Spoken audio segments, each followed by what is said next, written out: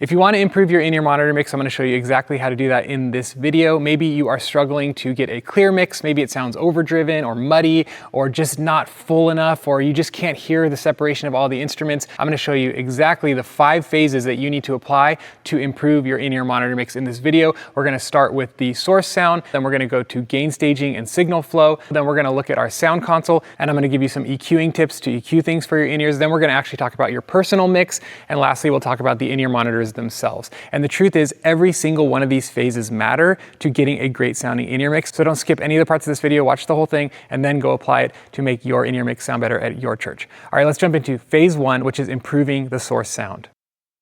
In all sound, the first thing you should do is not try to tweak settings, but improve your actual source sound. Using high quality instruments, improving their tone, and properly miking those sources is the fastest way to improve your sound, not just for your in-ear monitors, but for your broadcast and your front of house mixes as well. And so that's why we want to start with the source. If you're using cheap mics, it's probably going to sound cheap. If you're using a cheap guitar, it's probably going to sound cheap. But if you want to improve the sound of your in-ears, go to the source and improve your source sound. Spend a week, this week or next week, and go through every single instrument on your stage and try to improve the sound of that instrument. Try different mics, try different mic placement on each source, and get the best source sound you can. After you've got a great sounding source and you've found the best way to mic each instrument, it's time to check your gain structure.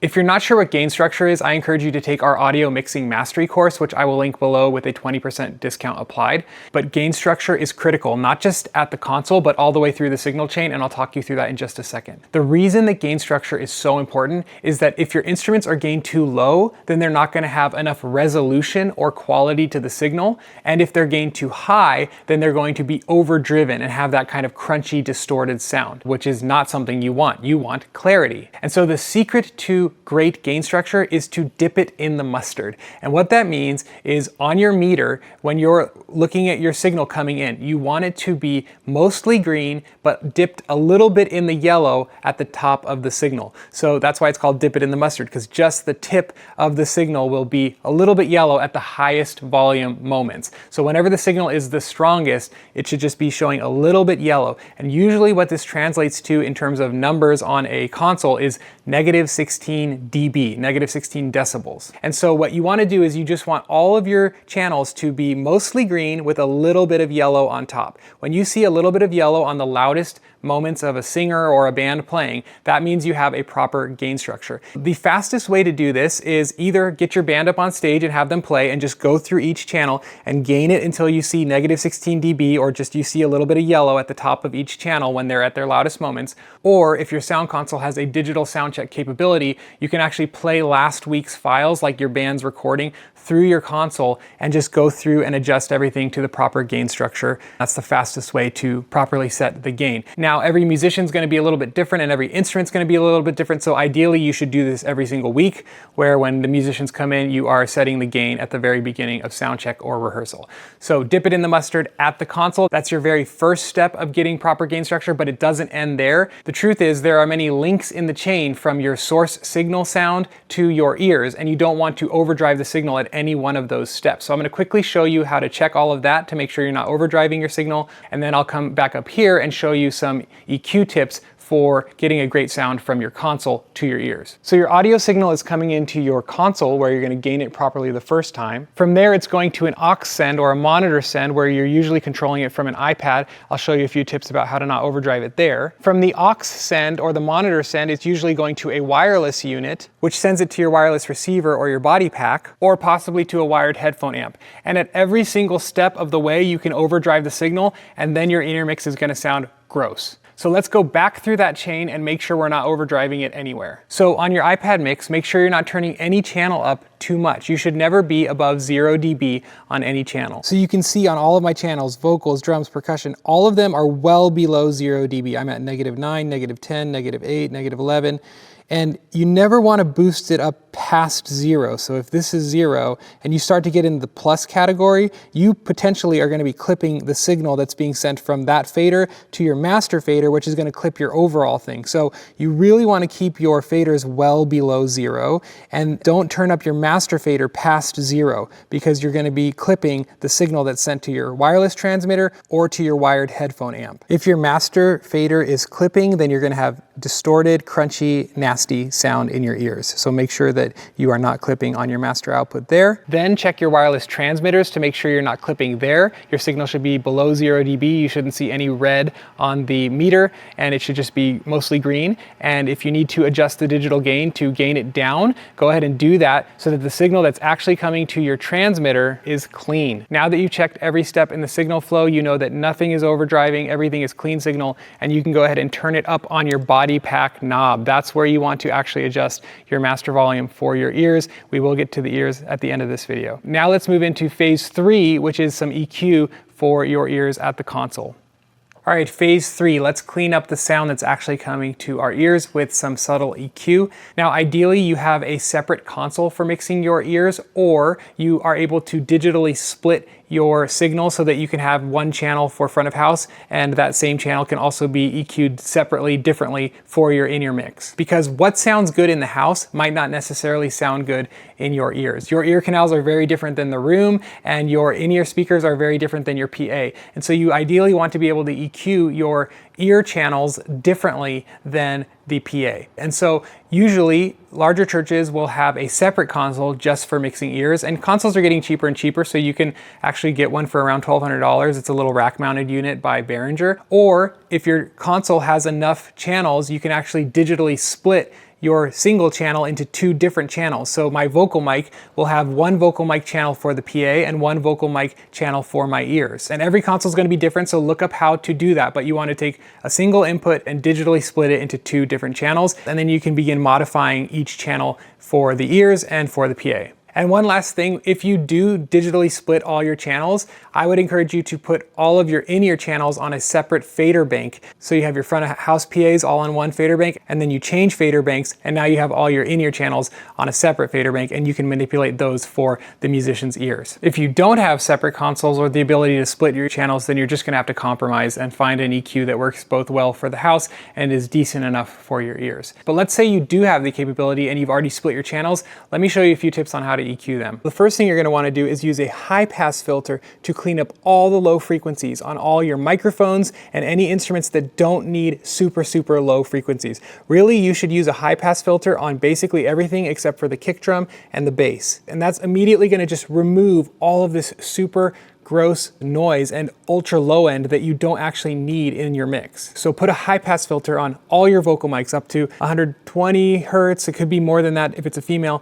but just high pass filter everything. And again, if you need help, I encourage you to check out our mixing audio mastery course, which 20% off below if you use the link. So high pass everything from 60 hertz to up to 200 hertz, depending on the instrument and the bass signal that you need from that. Next, use subtle EQ cuts. We want to cut before we boost. Cut out any ugly frequencies. So what you're going to do is you're going to boost, sweep, find, cut. You're going to cut out any of the ugly frequencies. Usually 200 hertz has a lot of muddiness. 400 hertz can sometimes sound plasticky or boxy. So sweep through all your channels and use subtle, we don't want to be extreme here, use very subtle cuts to clean up your instruments and your vocals. And that's going to create a cleaner mix overall. And if you do end up buying our mixing audio mastery course, there is a cheat sheet that you can print out and keep by your sound console to guide you through some good starting points on all the instruments for EQs. Regarding compression, I would not overdo it with compression either. Keep everything subtle and light. You want to lightly compress things. Your ears should be hearing what your band is actually producing,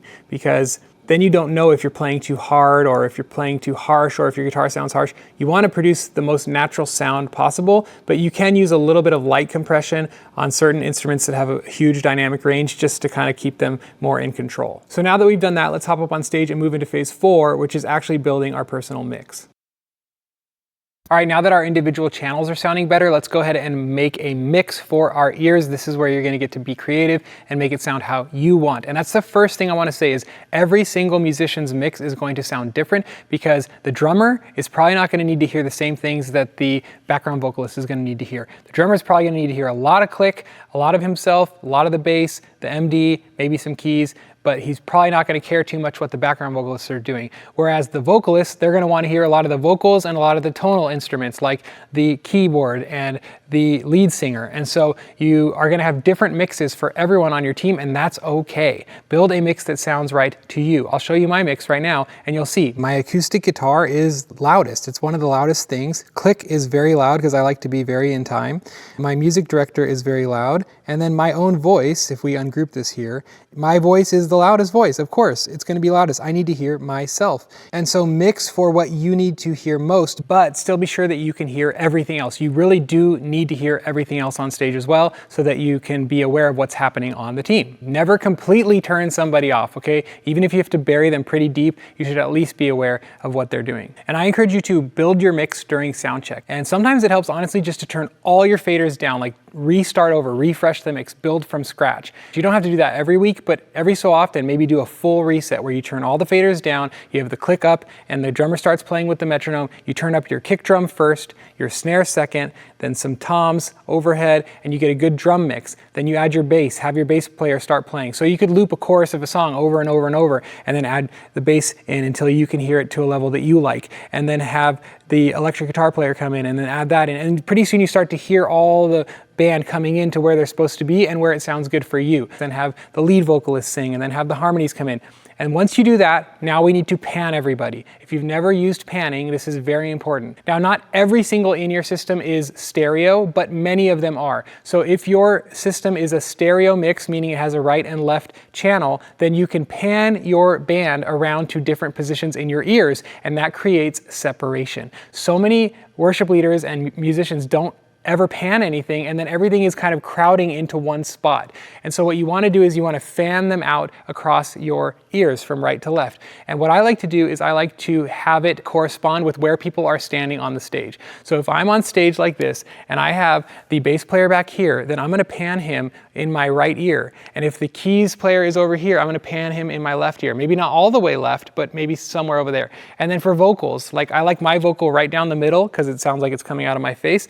But like if the BGV girl 1, background vocal girl 1 is over on my left, I'll pan her a little bit to the left. And then BGV vocal girl 2 is standing a little farther, I'll pan her a little farther. And if there's a BGV on my right, I'll pan him a little right. And so that way I'm spreading out the vocals and we're not crowding on top of each other. So make sure you're using panning to spread the band out across both ears, and that's going to create a lot more clarity for you. And if your board has the ability to run a virtual sound check, which we talked about earlier, you can actually use that feature to mix your own ears. And one pro tip that I like to give to worship leaders and tech directors is do a mix for every single person on your team, because not everyone on your team knows how to build a good mix. So one day in the middle of the week, come in with your tech director, run virtual sound check, build a mix for your drummer, for your bass player, build a starting point, save that as a scene, and then recall that scene every week so that every week you have a really close starting point. For those people who don't know how to build a good mix for themselves, every week you kind of have this fresh reset back to a good starting point for each position. And again, you're going to want to mix each of those positions slightly differently. But that's a pro tip and I encourage you to try it. Now, once you've built a great mix, the last thing you want to do is add in a little bit of audience mics. Audience mics are important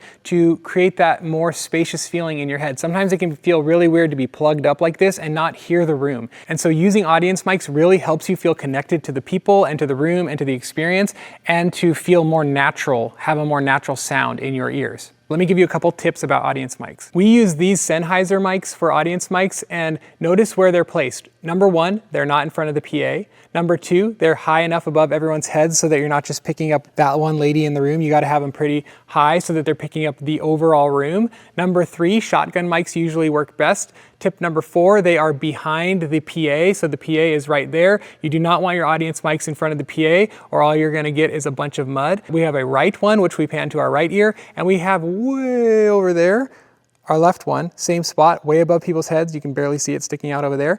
And that is picking up that side of the stage, pan to our left ear. And you definitely want to EQ your audience mics for your ears as well. There's a lot of tonal energy in those mics. You want to pull that out by high pass filtering them away, at least up to 200 hertz, maybe even more, because all you really care about are the people's voices, the sibilances of people's voices and their clapping. You don't want all the tone from the PA in your audience mics. So use a good high pass filter way up into the mid frequencies and just clear out all the tonal frequencies and just keep the sibilance. And you can do a little bit more EQ and compression on those as well, but definitely EQ your audience mics. So that's how you get a great personal mix for your ears. Lastly, let's talk about the in-ears themselves.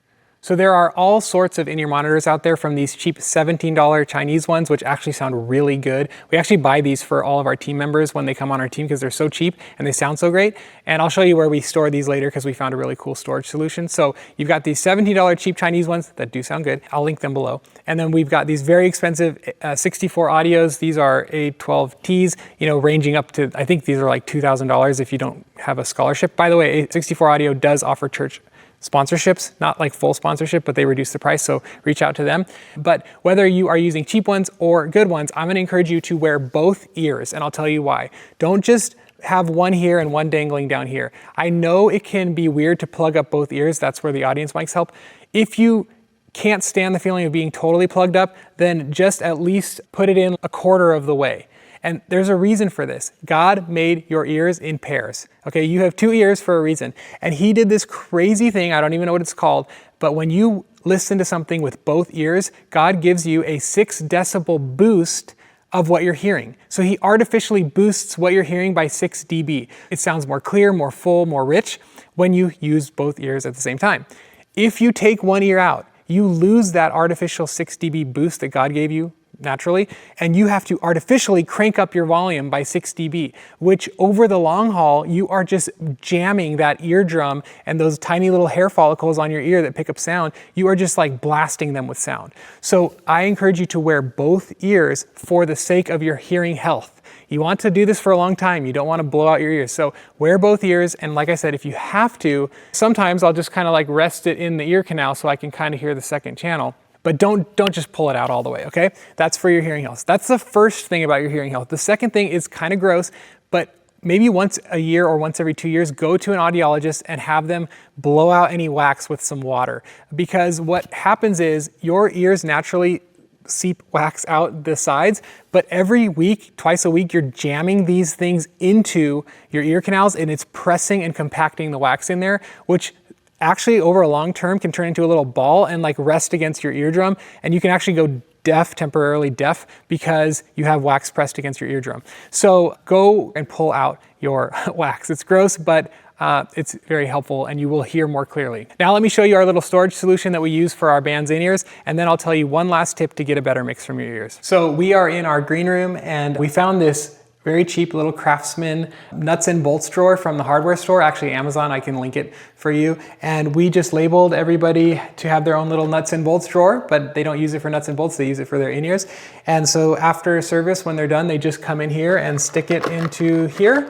And then guess what? They never forget it. Now, even if you don't buy your team these cheap $17 in-ear monitors, which you should, and you buy the foam tips, if people forget them at home, this solves that. You just have them take the foam tips off and put it in their little special nuts and bolts drawer that they keep at church. And so that will solve that problem for you. Now let me give you one last tip about improving your in-ear mix, and I'll do that outside. All right, the last thing I'll say about getting a great in-ear mix is you really do need to train your band to play in parts and to spread their frequencies across the entire frequency spectrum.